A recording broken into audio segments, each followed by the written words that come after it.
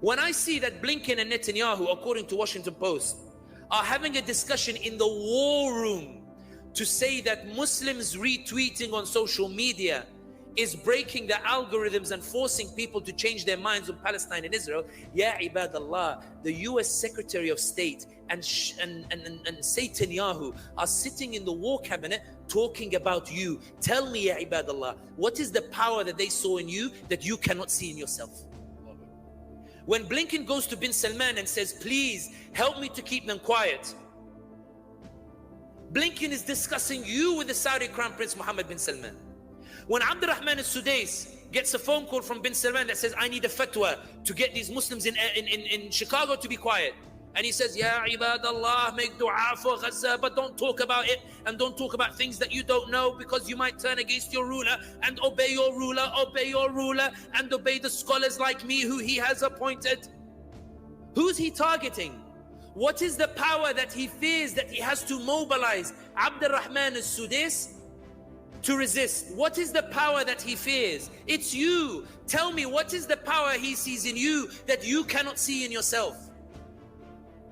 Tell me, when Blinken goes to Netanyahu and says to Netanyahu, help me to help you, because public opinion is shifting, because these Muslims won't be quiet. They keep talking about Palestine because their Prophet Muhammad sallallahu alayhi wasallam said that to speak out is an elevated form of resistance.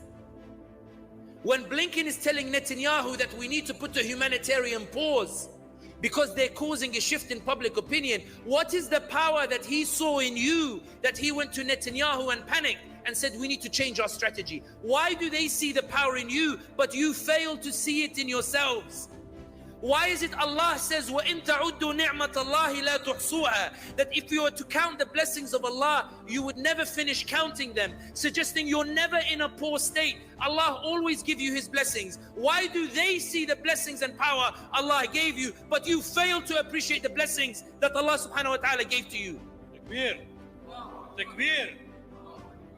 That's why reading the Qur'an as a political book as well gives you these conclusions. Allah is merciful. Allah doesn't expect you not to feel scared. Allah doesn't expect you not to hesitate. Musa alayhi salam received 6 reassurances before he went to Fir'aun.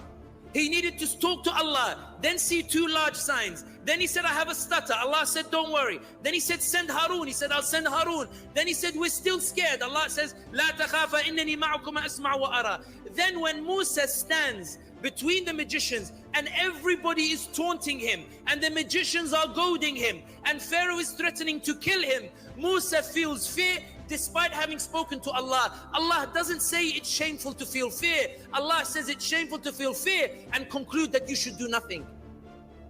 Because Allah subhanahu wa ta'ala said to Musa, La takhaf, innaka antal a'la. And Allah in his mercy didn't say, Musa, how dare you? He said, Musa, I've elevated you, I've made you stronger. And he reminds him, throw your stick, it will defeat the magicians. And Musa threw the stick and he found all the magicians prostrated before Allah subhanahu wa ta'ala. Allah said, leave the outcome to me. Just move, just mobilize, just do something. Show me that you appreciate the power that Allah has given you. When Allah says, "I'malu ala Dawood shukra," people of Dawood, show me your thanks through your actions. "I'malu ala Dawood shukra." It means that your gratitude is shown through the actions. Ibadallah, I am puzzled by an ummah that believes itself to be weak when I see it's the people repressing it, convinced that it's so strong that it needs to be repressed.